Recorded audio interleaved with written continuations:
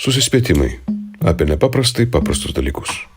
Filosofas Rasas Maksalis, psichologas Viktoras Keturakis ir vadovų konsultantas Saulius Jovaišas. Kiekvieną mėnesį YouTube, Facebook, Spotify, Apple Podcast ir visur ten, kur randate tai, kas jums įdomu. Sveiki, čia susispėtimai.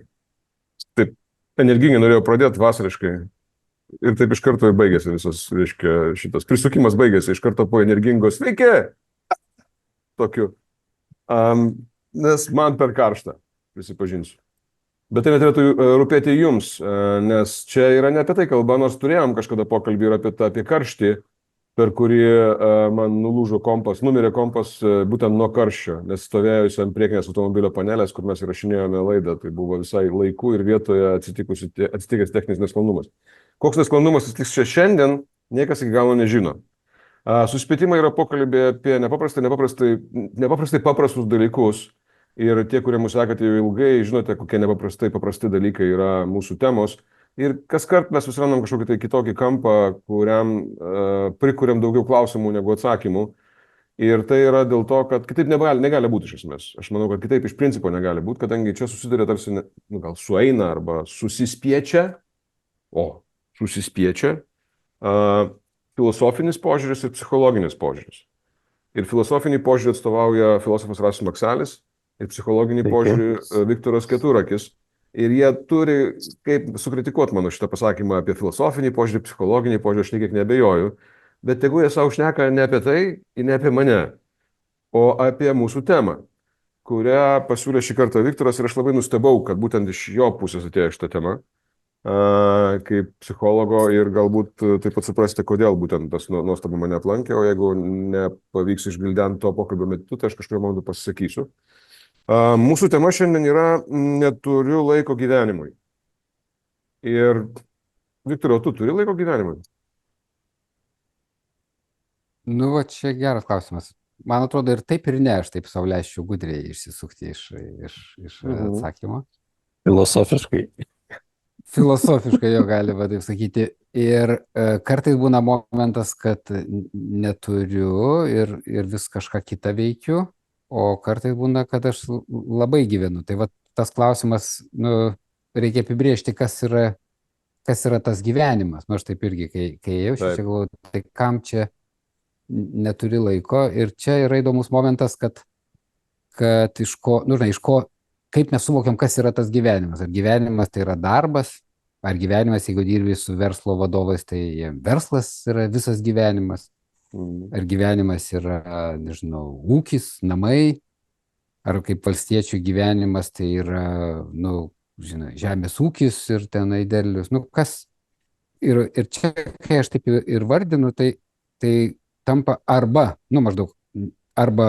ūkis, arba ten santykiai, arba turtas, arba laimė. Aš čia kaip pavyzdžius sakau, bet iš tiesų gyvenimas gali būti ir. Ir tik tai tada tas momentas, kad neturiu laiko gyvenimui, tai yra, kai darau vienus dalykus, pavyzdžiui, sprendžiu darbinius klausimus, aš neturiu laiko pasimėgauti. Ir aš kai ėjau į šitą susitikimą su jumis ir pamačiau džiūstančią žolę, džiūstančią arbažolę, tai man kilo impulsas nufotkinti ir atsiųsti jums. Nuo ko mes ir pradėjom šnekėti šiandien. Nes man tiesiog buvo gražus vaizdas džiūstančio žolės ant popieriaus ir aš pagalvojau, tuo momentu, kai aš pastebiu detalės, smulkmenas ir turiu laiko ją pastebėti, galiu nufotkinti, nusiųsti, pasidalinti, ir su jumis, gal netgi labiau negu į Facebooką ir Instagramą, bet žmonėm. Tai man yra momentas, kad aš tą minutę gyvenu, kad aš pamatau detalį ir gyvenu.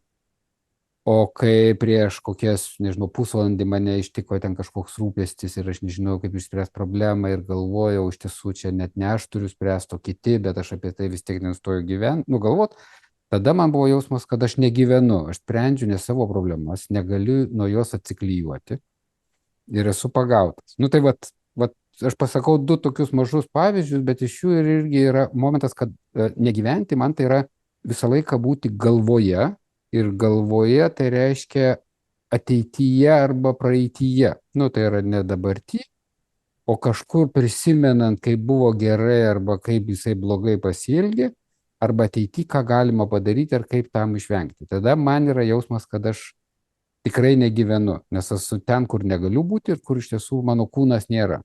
O kai tą minutę einu, jaučiu žolę, ar matau saulę, arba va, tu sakai, sauliau, kad karšta ir aš jaučiu karštį, žinai, man atrodo, tai yra gyvenimo, tokios miltelės, kurias pagauni, pajauti, įvardini ir toliau eini. Tai va, turėti laiko tą paragauti ir pamatyti, tai man tas yra svarbu. Ir tas vat momentas, kuris, iš ko kilo šitas pavadinimas, kai mes organizavome susitikimą, ten kažkaip buvo sunku su laiku. Ir iš to man buvo asociacija, kad nėra laiko susitikti su žmonėm, kur man visų faini, patinka ir, žinai, ir man tada yra jausmas, kad dalis gyvenimo puzlio iškrenta, nepavyksta, bet dabar įvyksta, žinai, o tada iškrenta. Ir dėl to aš taip ir gimė ta tema, kad kažkokio svarbaus gyvenimo elemento, kai jis iškrenta, tada man būna jausmas, kad, nepilnai gyvenu ar negyvenu. Ir dėl to neturiu laiko gyventi. Tai čia apie gyvenimo dalį. O neturiu laiko, tai čia yra turbūt tokia klišė, kurią aš ją panaudojau. Aš labai dažnai žmonių klausiu, o kaip kitaip pasakytum tą patį? Neturiu laiko, aš šitą žinau, o kaip kitaip perfrazuoti? Ir tada gali skambėti nenoriu, nesvarbu. Tada daug aštriau skamba, o neturiu laiko skamba kaip labai gražus, netgi sakyčiau, filosofinis pasiaiškinimas, bet jis iš tiesų neatsako esmės, kad čia aš nusprendžiau neturėti to laiko arba pasirinkti kitus dalykus, kas tada būtų daug gyviau. Tai va, iš to gimė ta pavadinimo, tokia pavadinimo istorija. O Rasiau, o tu turi laiko gyventi?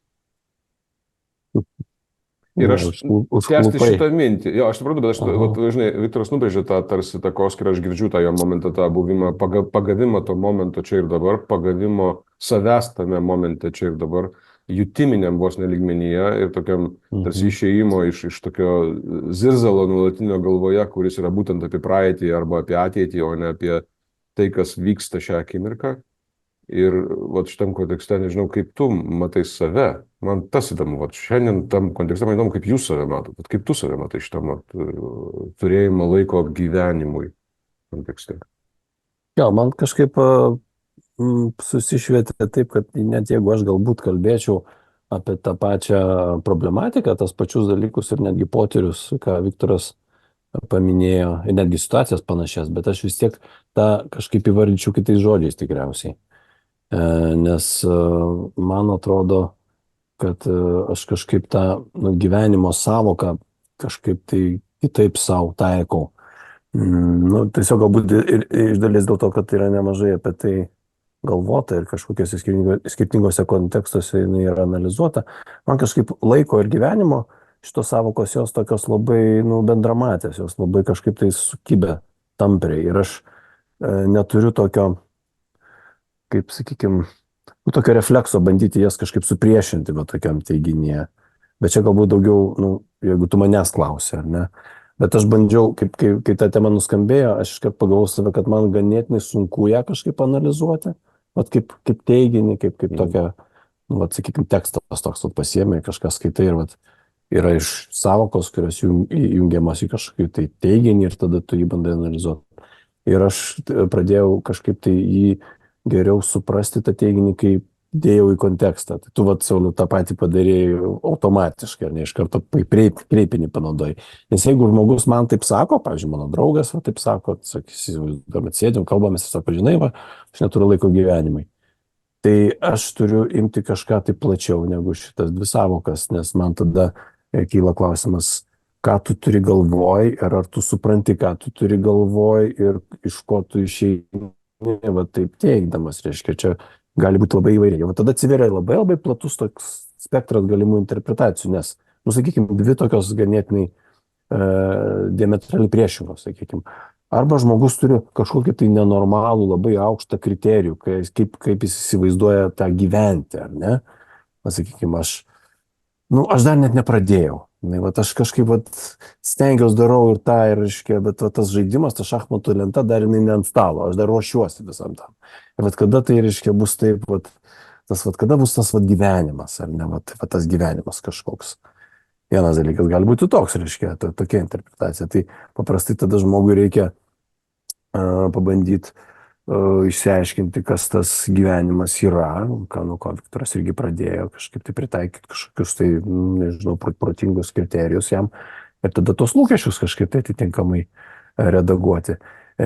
Kitas variantas būtų, jeigu žmogus labai, reiškia, yra pasinėręs į visą tą veiklą tiek, kad jisai neturi tos progos, kaip Viktoras pasakė, tokios refleksijos, šios akimirkos suvokimo. Jisai labai daug daro ir kaip ir jam ir savaime suprantama, kad tai yra jo gyvenimo dalis. Bet tai šiuo atveju daugiau klausimas nukrypsta į laiką. Ta prasme, laikas yra toks ribotas, kad žmogus tiesiog jisai gyvena pilnavertį gyvenimą tarsi, ne, bet jisai tiesiog yra tiek jame užsisukęs, kad jisai galbūt nėra įvertinęs jau šiuo atveju ne gyvenimo tos, reiškia, tikslo, kaip pirmo atveju, bet daugiau savo pajėgumų, savo jėgų. Kartais žmonės būna tiesiog, aš viską padarysiu, ar ne, nusibrėžiu savo tokį kelią, tokia, būsiu tas ir tas ir tas ir anas, ir atrodo tai labai paprasta, bet paskui kažkaip paaiškėja, kad tu, aiškiai, negali to daryti, nes tiesiog neturi tiek išteklių. Gali būti tokia situacija. Tai čia yra visai kitas atvejis. Tai aš jau dabar daugiau bandau taip į Viktoro daržą lipti, nes kaip čia daugiau, man atrodo, darbo yra iš tikrųjų psichologų negu filosofų. Nes jeigu filosofiškai, labai trumpai galiu pasakyti, tai yra tas pasakymas, toks mymas vaikščioja labai kažkaip ne per seniai apie žmonės įstrigusius eisme, ar ne? Kur sako, you're not stuck in traffic, you are traffic. Tai čia yra labai panašiai, ta prasme, nėra kito laiko gyvenime, tik tai tavo gyvenimo laikas. Ir nebus taip, kad kažkas atsitiks ir tu pradėsi tada kažkaip kitaip daryti. Tu jau esi tame, kaip sakant, tavo to žaidimo partijoje tu jau esi padaręs įimą. Klausimas taip, kaip tu, reiškia, ką tu darysi toliau. Tai jeigu žmogus išsviestas iš to savo orbitos jaučia diskomfortą, tai yra jam proga tada per atstumą pasižiūrėti, kuris realiai yra, įvertinti iš naujo ir tada suprasti ir priimti tą laiką kaip vienintelį jam duotą. Tai aš manau, kad filosofas tai čia gan trumpai atsakytų, bet tai nesprendžia problemas. Čia labai daug yra tokių, man atrodo, ir rimtų psichologinių niuansų. Ja. Bet aš teisingai suprantu, Rasiu, kad filosofiniu požiūriu tu sakai, kad teiginys tarsi neturi prasmės, kadangi laikas jau yra. Gyvenimo laikas jau yra, nėra kažkokio kitokios galimybės, jisai jau yra. Tai teisingai suprantu? Tų filosofinių gali būti įvairių interpretacijų. Viena iš jų, pavyzdžiui, Aristotelis sako, kad gyventi žmogus negali labiau, negu jis gyvena. Gyvenimas yra toks dalykas, kuris yra, tu gali jausti, žinai, labiau laimingas, mažiau laimingas, tu gali skausmo jausti daugiau, mažiau, bet gyvenimas yra toks, kuris yra kiekybiškai, arba tu gyveni, arba ne. Jeigu tu pažiūri kitą gyvą organizmą, čia irgi, pavyzdžiui, meditacija, jeigu tu žiūri styrinamą tai pievą, ar ne, tu žiūrėk į ją, jinai gyvena 100%, jei tokių klausimų nekyla, jinai tiesiog gyvena, ne. Tai šia prasme irgi filosofiškai kalbant, tai yra tas pats, kas aš sakiau, tas laikas, kurį tu turi, tai yra tavo gyvenimo laikas, kito laiko nėra ir nebus. Tai jo, galima taip sakyti. Bet aišku, galima iš kito taško sakyti, pavyzdžiui, kultūroje tradiciškai galbūt šitas gyvenimas yra pasirengimas kitam gyvenimui, arba matuojamas kažkokiais tai, nežinau, transcendentiniam vertybėm ir taip toliau. Tada ta optika apsikeičia, bet aš bandau tai pritaikyti mūsų šių dienų realiom. Taip. Nes vis tiek, jeigu tą metaforą pasiteikti, pavyzdžiui, pratęs toliau tas žaidimas, ta partija, kad tu žinai, kad tu vis tiek ją pralaimėsi gyvenimą. Ateis momentas, kada tu ją pralaimėsi, bet klausimas, kaip tu ją žaisi. Ir ką tu jausi, ar bus kažkoks prasmės jausmas, o iš ko ateina tas prasmės jausmas.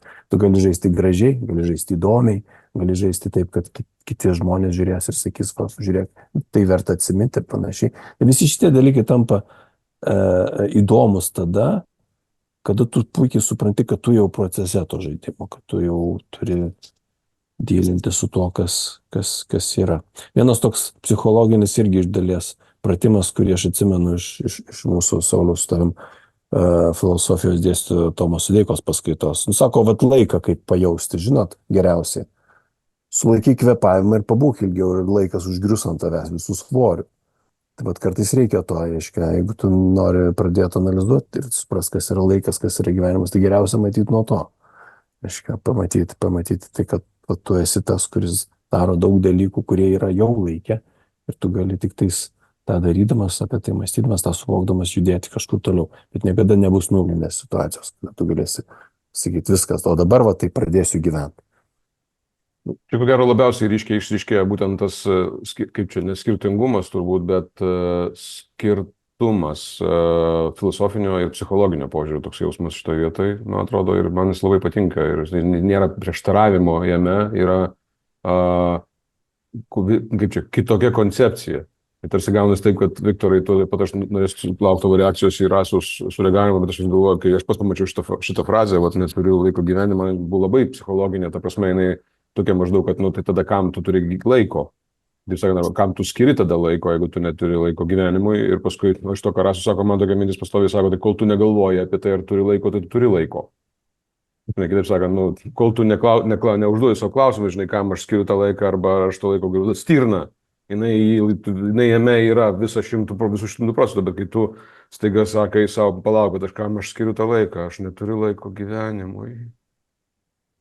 Ir tau kažkaip pasidaro taip savęs gaila ir tu supranti, kad buvo laiko ir jo nebėra, o jo gali nebūti, o dar čia tas su savo pralaimėta šachmatų partija. Ir va čia toksai sąsajų nesigauna, bet man įdomu, kaip psichologiškai, Viktorai, tau skamba šitą Rasiaus filosofinis interpretacija filosofinė. Jo, aš suprantu, kad čia yra tikrai keli sluoksniai. Vienas toks apibrėžimo klausimas, tokio objektyvus, kas yra gyvenimas, kas yra laikas, kuriame mes gyvenam. Ir yra laikas, kuriame, tai turim duoda tą dimensiją, kurioje mes tas gyvenimas ir bėga. Ir toj frazėje neturiu laiko gyvenimui ar gyventi, tai yra daugiau tokio nepasitenkinimo ar nusivylimo arba santykio į tai, kai gyvenu. Tai yra ne paties gyvenimo apibrėžimas, bet ar žodis gyventi, tai ką tai reiškia? Tai gyvenimas tai bėga, bet ar čia mano gyvenimas? Yra ta kita frazė, kieno čia gyvenimas? Ar aš gyvenu tai, ką aš darau, ar tai man patinka, ar aš to noriu? Ir paaiškėja, dažniausiai tai jau būna, kad ne, jeigu užduoda šitą klausimą. Jeigu kyla abejonė. Daro tos pačius įpročius, daro kažką, kad bando, turi labai aukštus standartus, ruošiasi gyvenimui. Ten geras Rasiaus pastebėjimas, kad vis ruošiesi ir pagyvensiu vėliau, ir tas vėliau ateina, kad ten, nežinau, sveikata baigėsi, dar kažkas ir nepagyveni. Vis atidedi, kad kažką padarysiu vėliau. Ir tų atidėtų sąrašas yra toksai, kurio paskui, kaip sakyti, ir nerealizuoji. Ar neišpildai. Arba, kaip sakyti, arba gyveni ne pagal savo standartus, arba gyveni ne savo gyvenimą, tu gyveni kitų žmonių lūkesčiais ir norais. Žinai, ir čia irgi yra gyvenimas, gali sakyti, toks gyvenimas, ne? Ja. Bet žmogui kyla klausimas, ar kažkada psichologas galėjo paklausti, kieno čia gyveni? Jo, tu kitiem žmonėm, kiti laimingi, kitiems su tavim gerai. Ar tau gerai? Ir žmogus susimasto, ar čia, žinai, ar tai yra pasisavintas gyvenimas? Tai man visoje šitoje diskusijoje yra ne apskritai gyvenimas, bet, neturiu laiko savo gyvenimą. Ar čia yra manasis gyvenimas? Ir kitais žodžiais tariant, tokį, kokį aš pasirinkau, tokį, kokį aš noriu, tokį, kurį aš kuriu, tokį, kurį veda. Ar gyvenimas, kuris yra kaip stirnos, kuriame yra, žinai, instinktų ir refleksų mišinys, žinai, jeigu padaro ne tą sprendimas, taiga net ten šoka ir papuola kam nors į nasrus arba dar kažką. Ir irgi nefilosofuoja, jau tada, žinai, mes turim tą pasirinkimą ar tą, kaip sakyti, dovaną ar prakeiksmą reflektuoti savo, tą ir nueitą gyvenimą ir laukiamą tolimesnį, kad bandyti jį keisti. Tai man atrodo, psichologinis dėmuo yra ne tik tai, kad pasineri gyveni, bet paskui pagalvoji, ar gali ką nors padaryti ir ar darai ką nors su tuo savo gyvenimu ir su tuo laiku, kurį turi. Aš galiu. Šiaip, Viktorai, labai daug dalykų pasakai pačioj pradžioj, prie kurio aš irgi dar norėčiau grįžti. Man labai, labai atrodo įdomus, ypač tas momentas, kada patiri, sakai, norisi kažką padaryti ar ne, nes tai yra gyvenimas. Tai aš tiesiog čia pažymiu, kad man tas atrodo labai įdomu ir svarbu ir prie to grįšiu. O dabar apie kriterijus noriu pašnekėti. Aiškiai, 2 tokie kriterijai išryškėjo. Ar tai yra gyvenimas, ne? vėlgi, čia ne filosofinis klausimas, kaip apibrėžti gyvenimą, visiškai teisingai, bet kai žmogus pats iškelia tokį klausimą, ar tai yra gyvenimas. Matyt, aš kažko tikėjausi kito, arba aš galbūt bus situacija, kad aš pasakysiu taip, vat, tai nebuvo gyvenimas, o dabar vat, jau yra gyvenimas. Reiškia, kad įsivaizduojam kažkokį tai kriterijų, kuris kol kas dar ne visiškai aiškus, bet jis tarsi yra. Ir kitas labai svarbus kriterijus, ar tai mano gyvenimas. Ką dabar paminėjai. Aš apie tai irgi galvojau, vat, prieš mums susitinkant čia tam Zoom'e, galvojau, kaip tas, vat, kas gyvenimas ir kas esu aš, reiškia, kokio to gyvenimo man reikėtų dėrėti ir būtų prasminga tikėtis. Bet šitoje vietoje yra toks momentas, kurį mes irgi labai dažnai paminėdavom, kad vis tiek gyvenimas yra su kitais žmonėmis gyvenimas. Aš neturiu savo tokio visiškai izoliuoto gyvenimo. Ir tie žmonės yra svarbi mano gyvenimo dalis. Ir tai, ką aš darau, yra kitų žmonių gyvenimo dalis. Ir reiškia, tas klausimas apie tai, kas aš, irgi nėra, ta prasme, toks radikaliai, toks filosofinis, reiškia, grinai, va, tai mano tapatybės momentas ir taip toliau. Jis yra visada kažkokia tai jungtie su kitų žmonių gyvenimais. Čia daugiau panašu į kažkokią tai, tokią daugiau mažiau bendrą, reiškia, džiazo ansamblio improvizacija su tais žmonėmis, kada tu, reiškia, procese kažką bandai prasmingo užmegti ir vyksta kažkoks bendravimas, tada daugiau toks momentas atsiranda. Dabar dėl to pirmo kriterijaus, tai vėlgi aš čia neturiu kažkokio tai apibrėžimo ar atsakymo, bet tiesiog irgi prisimenu tokį įdomų faktą iš tos pačios filosofijos istorijos. Kažkada senovės žmonės kalbėdavo apie tokį reiškinį kaip daimonas arba, reiškia, asmeninis angelas sargas, sakykime, transformacijų. Tai buvo tokį įsivaizduojami, kad yra kažkokia tai dvasia, kuri tau siunčia kažkokius signalus. Ir kai mes bandom dabar filosofiškai analizuoti, ką jie turėjo omeny, tai viena iš interpretacijų būtų tokia, kad kažkokiu tai momentu žmogui pasimato jo gyvenimo visuma.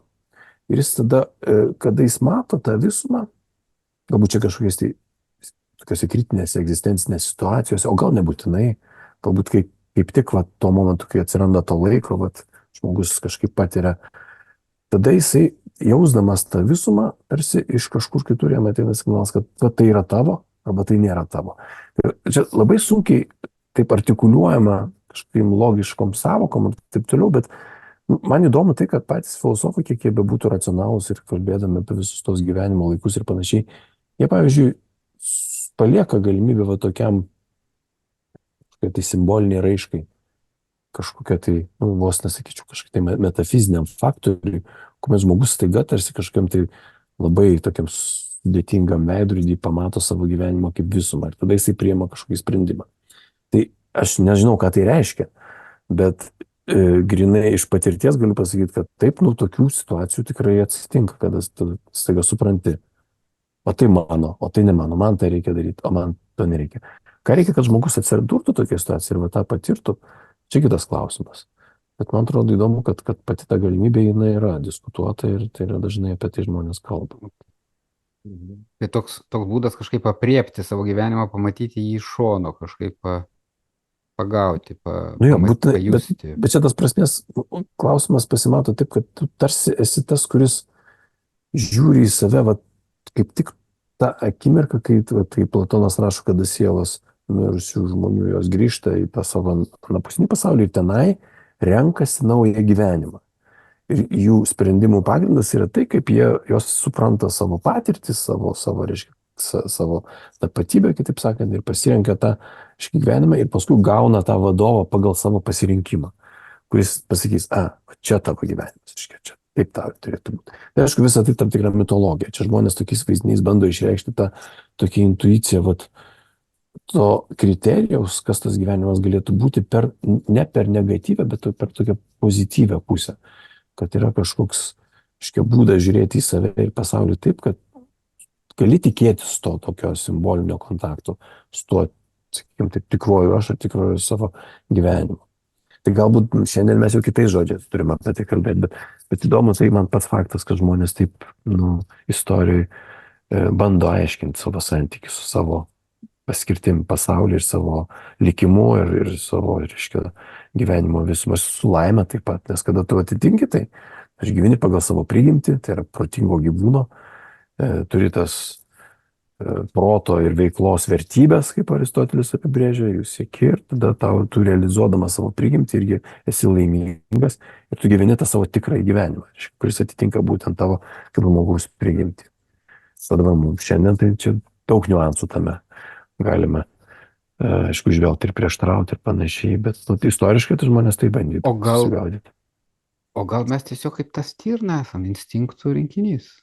Ta prasme, žinai, mes taip šnekam, kad stirna ten, o mes čia, žinai. O aš galvoju, aš mačiau žmonės, kurie ruošiasi religiniai šventėjai, ten kaimelė labai konservatyvioje vietoje, kur šimtmečiais tą darydavo, ir ten, nežinau, Liepos kažkokį ten sekmadienį savo globėją paminė. Ir ten turi visą ritualą, nusiprausia, pasipuošia, ruošiasi, bažnyčia iškelia vėliavą, žinai.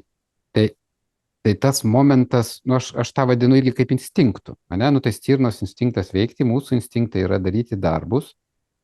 Ir kitas instinktas yra praktikuoti kažkokias paminėjimus, ar tas dvasinės praktikas taip kaip supranta. Tai irgi yra įsodintas instinktas. Tai, ką tu, Rasiau, sakei, tai yra iš tiesų siekiamybė tokios refleksijos. Man tai skamba kaip galėjimas reflektuoti, galėjimas panaudoti savo protingumą ir pasižiūrėti ir pamatyti iš šalies. Ir aš galvoju, ar čia yra unikali patirtis, kuri kartais mus ištinka, ar čia irgi yra instinktas, tik tai, ne kaip stirnos, o kaip žmogaus gyvūno instinktas, kuris, žinai, nusiprausia, darbus padaro, Dievą pamini, gyvenimą apgalvoja ir toliau eina. Ir taip laiks nuo laiko tą daro kaip instinktą ir jokio čia nėra ant gamtinio, ar žinai, patyrimas gali būti įspūdingas, bet tai yra, aš taip vadinu instinktu, aš kaip psichologas turėčiau sakyti įprotis. Bet kuo aš daugiau gyvenu gyvenime, žinai, tai aš tą matau kaip žmonių įprotis. Instinktas tai jisai toks labai griežtai įrėmintas. Įprotis turi didesnį laisvės laipsnį, bet jis vis tiek turi pasikartojamumo elementą. Kad tu įpranti pakartoti daugmaž panašų veiksmą ar panašią prieigą. Ir kartoji. Ir tada atsitinka tai, ką Rasius sakė, kad atsitinka kažkoks tai bum, ko pasiekoje tu apžvelgi visą gyvenimą to angelo arba daimondo, reiškia, pagalba, daimono, atsiprašau, pagalba apžvelgi visą tą savo gyvenimą, ne? Gyveni vieni, arba ne. Bet žodžiu, arba ne. Aš tai atskirčiau instinktas, man atrodo, tai kas labiau įgimta, kad tai ateina su kažkokia tai, reiškia, genetika, rūšies kažkokia tai, reiškia, kodai, kurių tu nelabai gali pakeisti, gali turėti savo santykį su jais, bet jie vis tiek yra. O įpročiai tai visiškai teisingai yra toks įpratimas antras prigimimas, kaip sakom, ar ne? Tai jie suformuoti. Bet su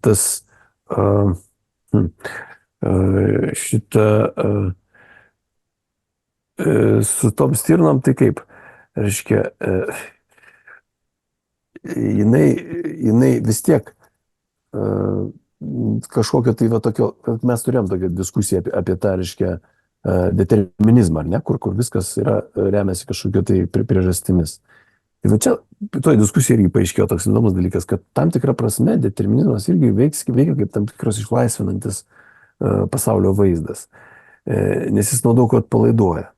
Pavyzdžiui, jeigu tu jauti, kad yra kažkas blogai, gyvenimas ten kažkoks netoks, kokio norėtum, tai tu galų gale, jeigu nesupranti, kas čia kaltas, kur yra priežastis, tai sukelia tiesiog tokį labai didelį stresą, galbūt likimas toks yra, galbūt taip jau yra ir nieko čia nepadarysi. Bet jeigu tu pradedi žiūrėti tą tokio, reiškia, materialistinio determinizmo perspektyvoje, tai tu sakai, tai nieko tokio, reiškia, čia yra daug priežasčių ir visą tai normalu, kur aš atsidūriau, tai buvo kažkokios priežastys, viskas fain, kitaip negalėjau matyti, bet aš žinodamas, kad taip yra, galiu po truputį kažkaip masažuoti tos savo įpročius, kažką tai tokio po truputį daryti, labai daug čia kažkokių tai lūkesčių neturėsiu, bet kažką tai imsiu ir tada tokiu būdu, kaip sako, tada išeitis yra mokymasis, ar ne, tu mokaisi, keiti save tokiu būdu ir save determinuoji tada kažkur tai linkme kokią galėtum. Tai aišku, stirna tai negali padaryti, nes jinai yra instinktų lygyje įkalinta, tai jinai jau reiškia, ta prasme dar laisvesnė, jinai laisva nuo bet kokių galimybių keistis. yra ten, kur yra. Bet mes tai taip, ir čia tas dvasinis determinizmas irgi tinka. Pavyzdžiui, jeigu mes gyvenam tokiam pasauliu, kur veikia ryšys tarp manęs ir mano kažkokio tai dvasinio šventojo globėjo ir taip toliau, tai aš turiu tada būdą, kaip save keisti, atsiremdamas į šitus dalykus. Aš pasimelsiu, paprašysiu kažko, taip, paukosiu kažką ir panašiai. Tai bet, Čia tam, kad pasikeist, ar tam, mechanika kad ta pati. nesikeist. Ja, bet ar tam, kad pasikeist, ar tam, kad nesikeist. Jo, čia keblus klausimas. Man atrodo ir taip, ir taip. Tu darydamas tos dalykus, kurie nekeičia tavo, sakykime, kalbos, ar ne, komunikacijos su pasauliu, bet tos kalbos rėmuose, tu gali kažką tai pasirinkti, arba bent jau bandyti kažką tai. Pasižadėti, kad tu, pavyzdžiui, prie išpažinti pasižadės, kad tu nenusidėsi. Nors tu žinai, kad tu nusidėsi ir visi žino, kad ir taip veikia visą tai. Bet tuo metu, kada tu pažadi, tu save siubuoji va toj dialektikai, kad va šiandien aš, reiškia, esu įpratęs taip nusiteikti. Ir tada atitinkamai, reiškia, kitą kartą, kai ateisi, jau vėl bus ką papasakoti. Ne? Ir taip gyveni. Jo. Pažadėk, kad kitą kartą būtų ką papasakoti, taip aš suprantu. Jo. Daug blogiau būna, kai ateini su problemom, kurios nėra šitą moralinės teologijos kodekso siekti. Neaišku, prie ko ten priskirti, tai čia bėda. Bet visi kiti atvejai labai yra sklandus, labai sklandus. Manęs neapleidžia noras, klausant jūsų abiejų, pasidalinti labai vadybinę patirtimį, arba praktiką vadybinę. Vadyboje, pavyzdžiui, kada dirbama su vadovais, arba kaip vadovai dirba su savimi, ar tu užsiminėjai to mokymus, žinai, kad tu supranti, kad reikėtų save biškį pagerinti. Ateina momentas, kada staiga išlenda tokia savoka ar teiginys toksai, tu esi tavo kalendorius. Kitaip sakant, reiškia, tu pasižiūri savo kalendorių, kurį, reiškia, vadyboje, darbų krūva, ten susitikimai, ten kažką, reiškia, sąrašai kažkokie prioritetų, panašiai, atsigrėžia atgal į tą kalendorių ir tu iš principo žinai, kas tu esi, ką tai reiškia, tu žinai, kokie tavo pasirinkimai. Nes gali būti, kad prieš tai, kaip tu pradėjai tą savo veiklą kažkokią, tai tu įsivaizdavai, kad tau svarbiausi dalykai yra šie, kad tu nori labiausiai tų, kad tau svarbu yra pajausti akimirką arba, reiškia, pasidžiaugti tuo pasiektais rezultatais ar dar kažko tokiu. O paaiškėja, paskui pasižiūrėjus į kalendorių, kad iš tikrųjų tau svarbu yra tai, kam tu skyrei savo veiksmus laike. Ir tai tu sužinai, kas tu esi, kaip, aiškiai, toj profesijoje arba terpėje, organizacijos terpėje veikiantis asmuo. Tai yra tavo sprendimas buvo pasirinkti ne tai, iš tikrųjų pasirinkti ne tai, ką tu galvojai, kad nori arba ketini pasirinkti, o tu pasirinki tai, ką tu pasirinki ir paaiškėja, kad būtent tai ir yra tavo gyvenimas. Ir va čia, reiškia, tam vadybiniam kontekste, tu iš principo tu kalbėjai apie pasirinkimus. Tai kas vis dėlto tau yra svarbiausia? Ir va čia aš noriu grįžti gal prie klausimo jūsų ir prie Viktoro temos formulavimo, o tau neturiu laiko gyvenimui, tai yra kalba apie pasirinkimus. Nes jeigu tu neturi laiko gyvenimui, tai reiškia, tu darai pasirinkimą turėti laiko kažkam kitam. Lygiai taip pat, kada tu, reiškia, neužsitikrini tam tikro judėjimo į priekį, kuris yra tik tai organizaciniam kontekste. Aš nekalbu apie asmenybinę šito atveju niuansą, aš nekalbu apie neurozės kaip pasiekmes ir panašiai. Bet būtent, reiškia, jeigu tu pasirenki tiesiog būti rituale arba ritualų kaitoje, tam, kad, nepasirink kažko kito. Nes tu iš principo eini tam ritualiniam rate nuo rytas arbata, malda, tas senas bažnyčia išpažintis, griekas, reiškia, išpažintis, malda, reiškia, tas senas. Šitam rate tu pasirinki tam, kad nedaryt kažko kito. Nes visą laiką darai pasirinkimas vieną, nepasirinki kažko kito. Galiu paklausti, Sauliau, tiesiog pasitikslinti. Ar neatrodo tau, kad labai yra svarbu, kokio laikotarpio kalendorių tu paimsi šiuo atveju? Jeigu tu paimsi, pavyzdžiui, mėnesio, vienas, jeigu tu paimsi metų, tai bus kitai, jeigu tu paimsi 5 metų, tai tau gali paaiškėti, kad yra kažkokia strategija, kažkokia tai reiškia. Ir tai gali būti, kad tai yra strategija, pavyzdžiui, nedaryti svarbiausių dalykų, kurie turi būti padaryti. Pavyzdžiui, jeigu viskas kartojasi. Jeigu viskas kartojasi, ta prasme, iš principo, 5 metus tu darai tą patį šūdą, kurį darai iki šiol. Tam, kad iš principo situacija nepasikeis, nes tu nežinai, ką daryti, kai jinai pasikeis. Ir tai yra toks tavo pasirinkimas, tai gali paaiškėti po 5 metų, bet gali būti ir kitaip, gali būti tai, kad iš tiesų metų strategija buvo arba paaiškės, kad metais tu ten darai tos dalykus, bet iš principo 5 metų laikotarpyje tu padarai kitus sprendimus ir pradėjai daryti kitaip. Kodėl aš apie tai šneku, aš kalbu apie pasirinkimus. Man va šitoje vietoje, šitoje aspekte, šitoje temoje yra svarbus momentas, yra pasirinkimas. Ir pasirinkimas suprasti, arba pasirinkimas nuspręsti, ką reiškia gyvenimas, pasirinkimas nuspręsti, ką reiškia turėti laiko, kam. Nežinau, kokių minčių mano šitas padlikas. Sunkus žodis pasirinkimas, žinai. Aš Tikiu. jį dažnai dabar girdžiu ir aš galvoju, tikrai pasirinkimas. Ar konsultantas mano, kad vadovas renkasi, o vadovas tai nemano, kad jis čia renkasi. Taip. Tai mano, kad jį tiesiog ištinka. Taip. Kalendorius, darbotvarkė, ką įmeta sekretorių ir administratorius, ar kažkas jam į kalendorių, ar kiti užpildo. Tai kai konsultantas jam sako, kad tu renkiesi, tai vadovas nesiginčia, bet šiaip jis galvoja, kad gyvenimas jį renkasi. Vat, žinai, jį pasirinko vat, tokia darbotvarkė. Jis ją gyvena. Jis joje įkėlė kažkokius rėmus, nuo 8 iki 5-6, tai reiškia, ten nėra įrašo turbūt kokie 5 ryto ar 4 ryto, tikėtina. Ne? Tai reiškia, jis rėmus tam davė, kažkada yra, kiti dalykai, bet ten jau toliau gyvenimas jį užpildė. Ir jis, nesu tikras, kad patiria pasirinkimą. Sutinku, šitas būtent, man atrodo, atskira tema pasirinkimai, reikėtų labai daug, nes žiauriai įdomi tema, žiauriai gera tema šitą pasirinkimą. Bet aš noriu paklausti, pat ir pirmiausias Viktoras paklausti, bet pavyzdžiui, Viktorai, ar buvo tavo pasirinkimas sustoti ir pamatyti tą žolę, kuri tau padarė įspūdį, ar ne? Tai, žinai, šitas Sapolskis pasakytų, kad ten daug faktorių sukrito ir jie ištiko mane tas pamatymas. O Keturakis ką pasakytų? 50-50. Viktoras nusprendė atsiųsti tą nuotrauką, ne? Gal čia buvo labiau pasirinkimas. Taip, pamatyti tai vienas. Okay. Jo, čia svarbus momentas, kad aš norėjau ne tik tai pamatyti, bet aš norėjau pasidalinti tuo, su jumis, žinai. Žinai, kai kitą kartą aš neturėdavau laiko, tik tai paskutinę minutę atbėgdavo, tai man gerai buvo turėti laiko pagalvoti, sureaguoti tavo žinutę, Sauliau, kad jo fainai laukiu, kad laukiu su šitą nuotrauką, žinai, su kažkokiu ėjimu į šičia, žinai, kad kažką galiu, asociacijom atsiliepti. Tai čia buvo pasirinkimas, iš tiesų ten pamatyti čia sunkiau man gali būti, bet tą įnešti, tai taip.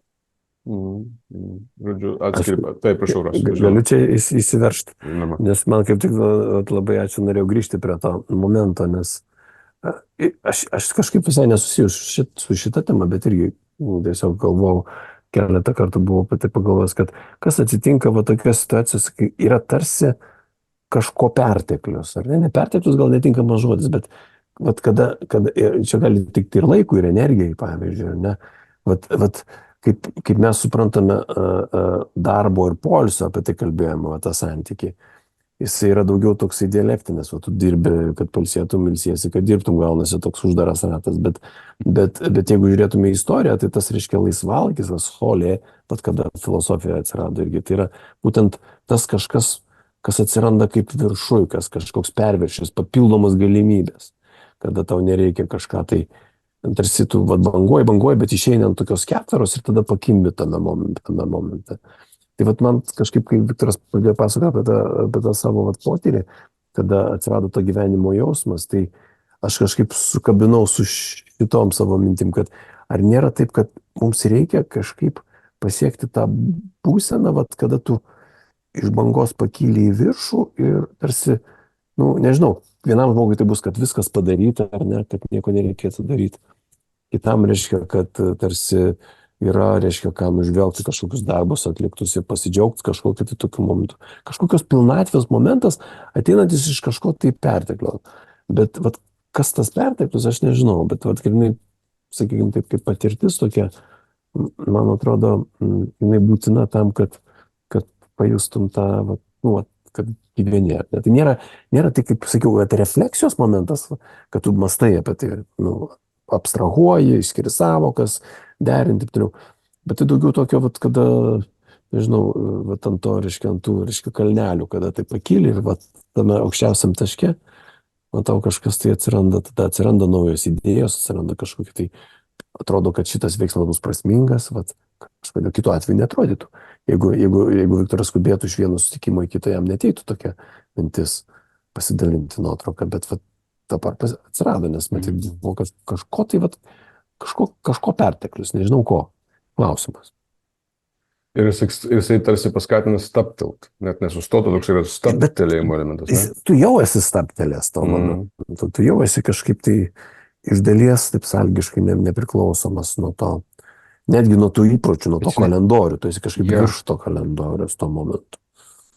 Bet žinai, aš grįžčiau prie stirnų metaforos. Man atrodo, čia yra momentas, kur mes kartu su gyvūnais gerai išmokę, kaip sakyti, valgyti gyvenimą. Aš čia taip metaforiškai išsakau, spręsti problemas, eiti, tvarkytis, daug daryti, tokie, darimo režime. Tai čia mes sutampam, ten stirna rūšnoja žolę, ten bėga nuo priešo, ten mes irgi bėgam tarp susitikimų. Bet yra kitas etapas, tas ant bangos ar stabtelėjimas. Mano žodynė yra asimiliacijos momentas, arba virškinimo momentas. Yra, kai daryti nieko nereikia. Organizmas toliau pats viską daro, viskas vyksta, viskas yra, viskas vyksta. Ir šita dalis yra mažiau, ne visose šeimose, ne visose tradicijose apmokyta ta refleksijoje erdvės turėjimas, tas tokia vieta, kur tu atrajoji. Nes jeigu pažiūrėti gyvūnus, tai man visą laiką yra žavu, kai yra momentai, kai jie tyrinėja, bėgioja, žaidžia ir yra momentai, kai guli paslyky, bet kur. Namie, lauke, staiga kaip mygtuką paspaudė, klinkt ir guli arba miega, arba guli ir žiūri, bet guli. Ir aš galvoju, pa žmonės aš retai matai, ir jeigu juos matai, jie labai patraukia tie tokie gulinti žmonės, nes kažką veikianti žmonės yra pažįstami, bet tokie gulintis, aš kabutėse sakau, kuris kabo, žiūri, žinai, ir jau kaip tavo Horacio metafora, jau per daug, jau jisai prisivalgė, jau visko daug turi, jau nieko daugiau nebereikia, nebetelpa, nebesvarbu, žinai. Ir tas gulėjimo momentas ir nieko nedarimo, arba ir to pačiu refleksijos ir pamatymo, arba skanavimo, mėgavimus ir ragavimo, galbūt liūdėjimo, galbūt šlykštėjimus, ten nebūtinai tik malonus dalykai. Bet tas momentas pajausti tą gyvenimo, kurį kažkiek gyvenai skonį, žinai, jisai toks nėra intuityvus arba nėra taip plitas. Vienas iš laimės apibrėžimų, kur yra milijonas tiek pat, kiek nelaimingų žmonių, vienas iš laimės apibrėžimų skamba turėti laiko. Ir ta prasme ne own the time, but have the time, have time. Tas toksai, kada būtent ištinka laiko turėjimo jausmas, kai tu staiga turi laiko. Ir tai, kad Viktorai pasakoji tą tokį gulėjimą, atrajojimą ir žiūrėjimą į tolį ir panašiai, man labai aiškiai iškyla būtent šitas toksai, turiu laiko. Kam noriu, tam ir turiu. Gulėjimui turiu. Prisimenu savo katiną, kaip jisai šitą saulėtą dieną ant palangės visas išsitiesęs per visą ilgį šildo pilvą. Kadangi jis yra kilmės pagal prigimtį iš Afrikos, tai jam čia visur per šalta. O per 30 laipsnių karščio, kada namuose palangės 50, tai jisai taip jam yra gerai ir jisai turi laiko. Šiaip, kad ne visą laiką turi laiko, tai čia kitas klausimas, bet jisai turi laiko. Ir kam aš jo turiu, kam noriu, tam ir turiu. Kaip jums toksai laimės apibrėžimas? Arba tokia metafora? Man labiau patiko Viktoro, tačiau, sakykime, ištraukus iš konteksto, atrajoti gyvenimą, tačiau man atrodo labai neblogas laimės. Vis tiek lyg refleksijos tempi, nes atrajavimas vis tiek susiję, kažkaip man refleksija labai. Jo, bet ta interpretacija, kad Viktoras pareigė, man tai tikrai labai patiko. Iš tikrųjų yra ir netgi fiziologiškai ir psichologiškai taip ir yra. Tu tiesiog sustoji, nes viskas veikia, ar ne, ir tavyje, ir aplink tave, ir tu tiesiog esi to dalis. Tai dar čia grįžtant trumpam prie tavo kalendoriaus, tiesiog, kad nepamirščiau, Tai yra pavyzdžiui, tokia stoiko filosofija, ar ne, dabar irgi madinga versle ir taip toliau. Tai taip, jeigu tu įsivaizduoji, kad gamta tikrovė yra gyva pneuma ir tu esi tik tais fragmentas jos, tai jo, tu gali taip ir gyventi ir tada matyti prasme tą tokio bendroji harmonijai. Bet mes, kadangi esame individai, mes jau nemokam taip mąstyti, mes vis tiek jausim skausmą šitoje vietoje. Čia yra tas dalykas. Negali pavaldyti, sakyti, tu būk stoikas, o aš būsiu nežinau kas. Yeah. Sorry, Viktorai, norėjai sakyti? Jo, man atrodo, tas iš tiesų, kaip sakyti, prajojimas ar asimiliacija ar virškinimas yra sunkus tuo, kad jame nėra kontrolės jausmo. Jeigu kitu atveju yra kontrolės jausmas, ten kažką dalyvauja aktyviai gyvenime, tai šituo atveju, tiesiog esi sraute, esi būsinoje, esi momente ir kur pastums ten tu atsiliepsi arba niekur. Tu esi visai kitoj būsenoj, žinai, kitokia būtis. Tai man atrodo, čia skirtingi įgūdžiai ir įpročiai galėtų irgi praversti, žinai, va šitoj vietoj, kaip įvairiai galima gyventi. Kur, žinai, iš klausimų sulaukiau, žinai, kad dabar aš atostogauju, žinai, ir klausimas buvo, ar iš tikrųjų atostogauju. Suprask, ar žinai, kaip sekasi, ar gaunasi. Ir už tai, grįžtant, Sauliau, prie tavo klausimo, kaip to pavyzdžio apie kalendorių, kuris yra ir apie žmogaus pasirinkimą, man atrodo, jis dar nesirenka, tai jam reikėtų tiesiog įrašyti į kalendorių raudonai užbukinti laiką be nieko, kuriame niekas negali nieko įrašyti. Ir pažiūrėt, kas atsitiks su tuo laiku, kaip eksperimentą. Šito negalim. Ir jame nėra jokio pateisinimo, jis neturi ten tuo metu žvejoti arba jokių užduočių, bet tiesiog užbukinat, nieks negali ten rašyti, kas atsitiks. Ir gal atsitiks, gal irgi eis kiti reikalai. Taip, mes esame daugybę kartų eksperimentavę su klientais būtent tokį dalyką ir būtent tai yra, kas perėjo, tai perėmė visiškai kaip praktiką, kaip įprotį, būtent turėjimą tokio laiko, kuriame net nėra numatyta, kad jis ten skirs laiko ten rašytiniai refleksijai arba planavimui kažką, ne, tiesiog būtent laikas, kuris yra absoliučiai jo ar jos tas laikas. Jo, tai čia tik atvyka. Bet tai taip atsirado sekmadienis. Taip atsirado sekmadienis, taip. Tai mums galbūt kitaip atrodo, bet senovėje tai laisva diena, tai buvo kažkas tokio, ne? Ypač kada žemdirbystė prasidėjo, tai ten nėra kada nieko daryti. Bet yra toks pasakymas, kad turi būti sekmadienis. Dabar jau turi būti jau, taip turi būti sekmadienis. Liepta. Taip, nes dar reikėjo tam surasti rimto pateisinimą, nes kitaip negaliu liepti sekmadienį, reikia tada turi būti švęsti, reiškia, ir atitinkamai garbinti viešpatį, tai jo, tam reikėjo skirti laiko. Kaip ir dabar po truputėlį eina į madą vis labiau tas, kaip tai vadinasi, sabbatical. Jo, sabbatical, štai žmonės išeidinėja tų tokių ne pusdienių, o pusmečių irgi gyvenimui. Tai, žiūrėkit, mes kaip visą laiką turime atvirų klausimų gausą ir manau, kad jeigu kas nors iš mūsų bežiūrintis, o ir to pačiu dalyvaujantis šitam procese, užduos savo klausimą, ar aš turiu laiko gyventi, ir net nesvarbu, koks atsakymas apie klausimą, apie tai, kas yra gyventi ir kas yra turėti laiko, bet tiesiog pats klausimas, ar turiu laiko gyvenimui, ar turiu laiko gyvenimui. Nes kažkaip toksai, man atrodo, vertas paties, savo buvimais pateisina, savo buvimu jis pateisina savo buvimą tarsi. Tas klausimas, jis, man atrodo, priartina mus prie tokio galimybės. Luktelt, kaip dainavo gyvas klasikas Lietuvos estrados. Visiems daugiau ir mažiau pažįstamų žanrė. Ačiū Jums už Jūsų dėmesį. Čia buvo Suspėtimai, filosofas Rasius Maksalis, psichologas Vytautas Keturakis ir aš Saulius Jovaišas, ir mes matomės reguliariai ten, kur Jums patogu rasti audiovizualinę produkciją, tai yra Spotify ir YouTube'as, Facebook'as ir visur kur kitur. Yra daug prikalbėta įdomių temų, prie jų būtinai grįšime. Jau šią vasarą turbūt nebegrįšime, aš taip įsivaizduoju, bet kas tengi žino, kam mes rasim laiko gyvenimui ar gyvenimui kartu su šitais maloniais dviem džentelmenais, bent jau mano atveju. Tai ačiū dar kartą, sėkmės, iki pasimatymo, greito ir susigirdėjimo. Iki. Iki. Susispėtimai apie nepaprastai paprastus dalykus. filosofas Rasis Makselis, psichologas Viktoras Keturakis ir vadovų konsultantas Saulius Jovaišas.